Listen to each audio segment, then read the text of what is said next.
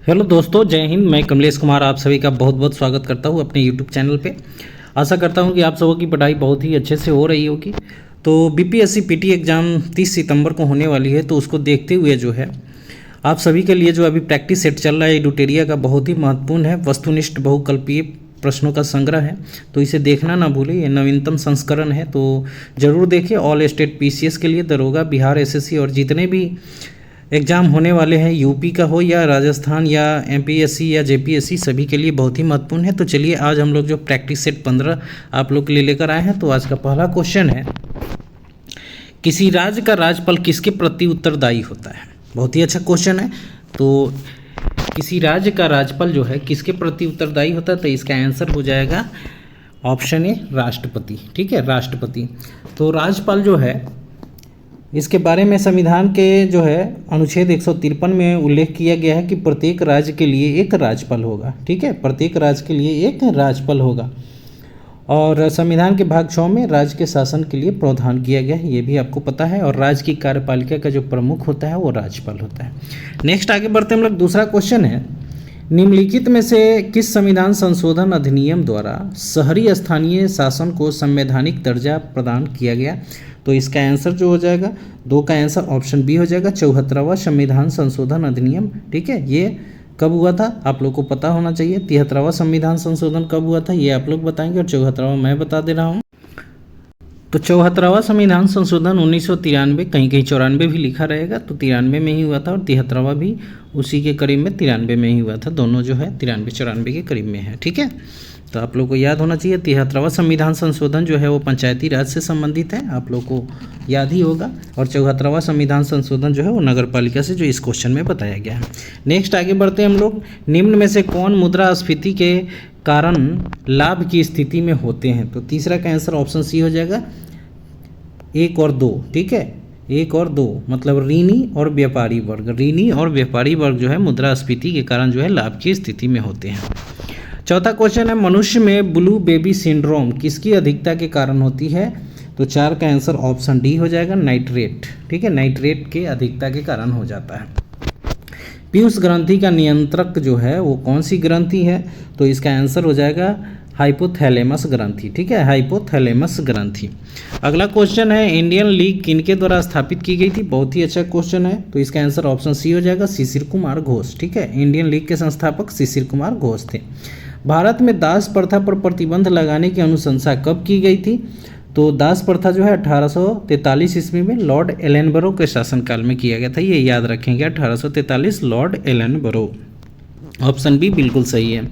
Velodrome का संबंध किस खेल से है। ठीक है, वेलोड्रम का संबंध जो है वो साइकिलिंग से है। ऑप्शन डी बिल्कुल सही होगा। नेक्स्ट है अगला पॉइंट कि मेंडेलीफ द्वारा बनाया गया आवर्त सारणी में दीर्घ आवर्त की संज्ञा किस आवर्त को दिया गया है।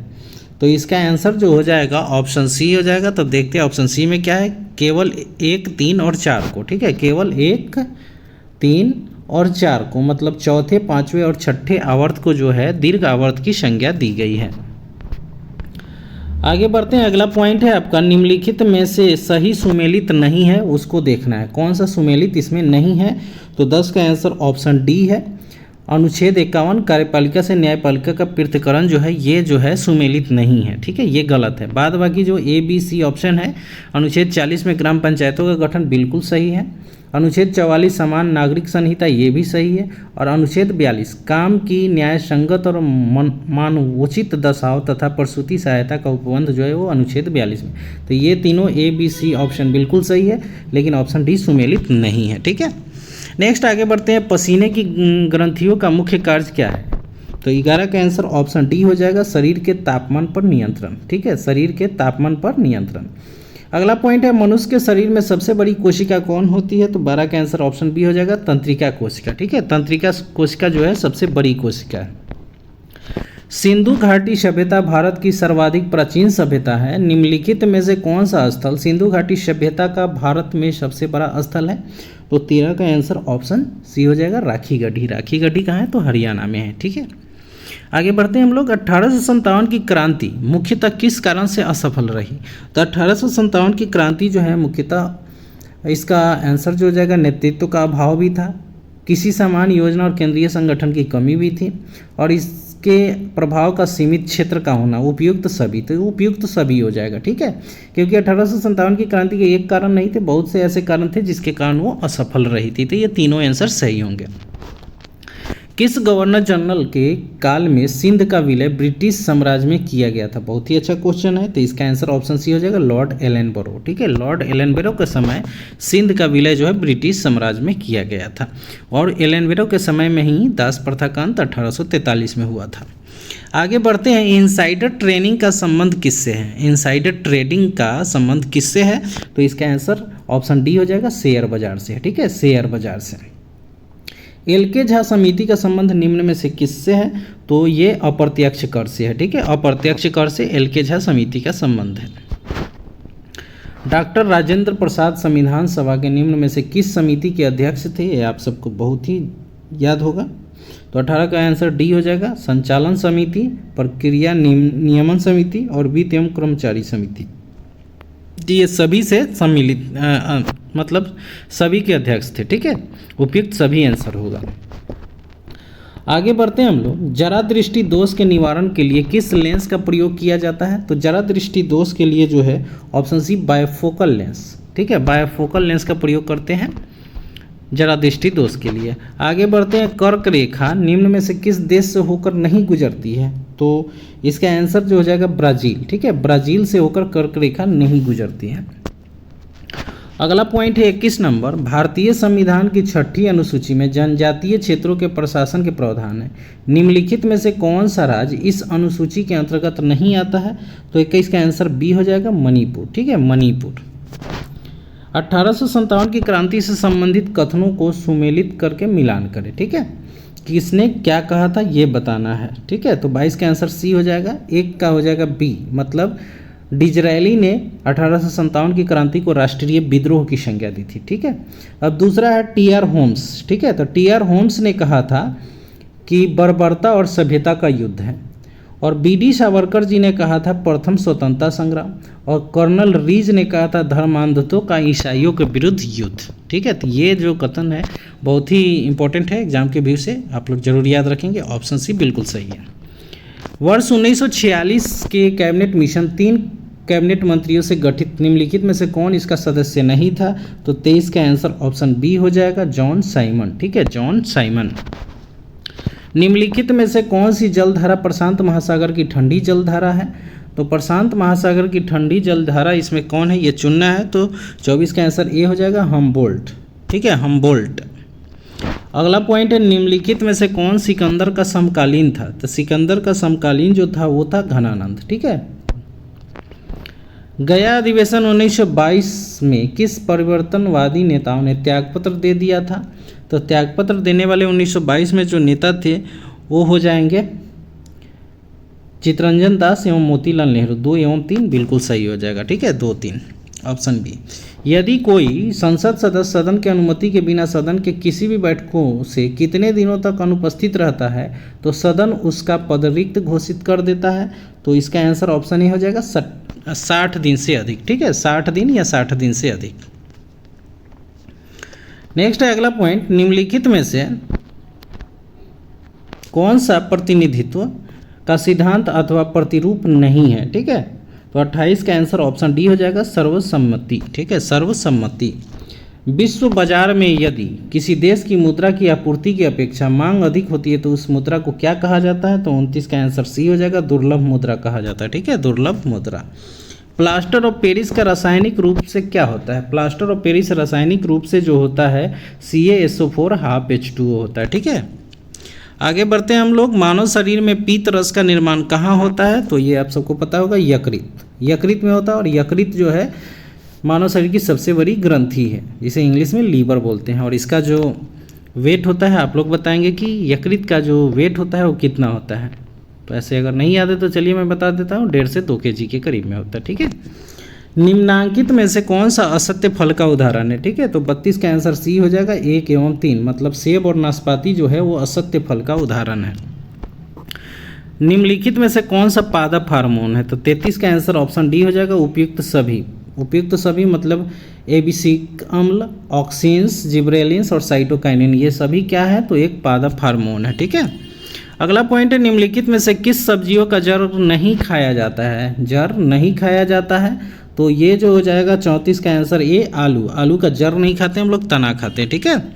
सल्फ्यूरिक अम्ल बनाने के संपर्क विधि में किसका उपयोग उत्प्रेरक के रूप में किया जाता है? तो 35 का आंसर ऑप्शन बी हो जाएगा, प्लेटिनम चूर्ण का, ठीक है। VVI क्वेश्चन है, इसे जरूर याद रखेंगे। सूची 1 को सूची 2 के साथ मिलाना, एक तरफ जो है का दिया हुआ है और दूसरी तरफ जो है उसका ऐसा ही मात्रक है, राशि और ऐसा ही मात्रक आपको बताने हैं। तो 36 का आंसर जो हो जाएगा ऑप्शन ए हो जाएगा, 3 1 4 2, ठीक है। 3 1 4 और 2। तो आवेग का ऐसा ही मात्रक न्यूटन सेकेंड, कार्य का ऐसा ही मात्रक जूल, दाब का ऐसा ही मात्रक जो है न्यूटन पर मीटर स्क्वायर, या इसी को हम पास्कल बोलेंगे, और बल का ऐसा ही मात्रक न्यूटन, जिसे किलोग्राम मीटर प्रति सेकेंड स्क्वायर भी बोलते हैं। लोलक की काल अवधि किस पर निर्भर करती है? तो लोलक की काल अवधि जो है वो लंबाई के ऊपर डिपेंड करती है, ठीक है। आगे बढ़ते हैं हम लोग अगले पॉइंट की तरफ। प्रकाश की प्रकृति कैसी होती है? तो प्रकाश की प्रकृति जो होती है तरंग एवं कण दोनों के समान होती है, ठीक है। निम्नलिखित में कौन सा कथन असत्य है? तो 39 का आंसर ऑप्शन डी हो जाएगा, इटांकी नेशनल पार्क मणिपुर, ये बिल्कुल जो है असत्य है। बाद बाकी महावीर या मोलम राष्ट्रीय उद्यान गोवा में है, रानी झांसी मरीन राष्ट्रीय उद्यान अंडमान निकोबार में है, और माउलिंग नेशनल पार्क जो है अरुणाचल प्रदेश में। तो ये तीनों ABC सही है, डी गलत है, ठीक है। निम्नलिखित में कौन सही सुमेलित नहीं है? तो 40 का आंसर ए हो जाएगा, डाउन्स जो है उष्णकटिबंधीय घास का मैदान ही, ये बिल्कुल गलत है। स्टेपिस शीतोष्ण कटिबंधीय घास का मैदान है, सही है।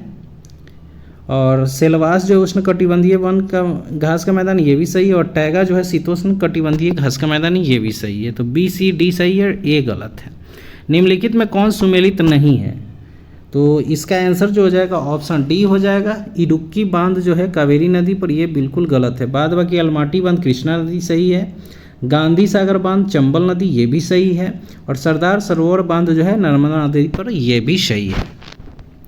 निम्न में कौन सा एक स्थल रुद्ध देश है? तो स्थल रुद्ध देश जो है वो कौन सा हो जाएगा? तो 42 का आंसर बी हो जाएगा, हंगरी, ठीक है। हंगरी की राजधानी बुडापेस्ट आप लोग को याद होगा। भारतीय उपमहाद्वीप में कृषि के प्राचीनतम साक्ष्य कहाँ से प्राप्त हुए हैं?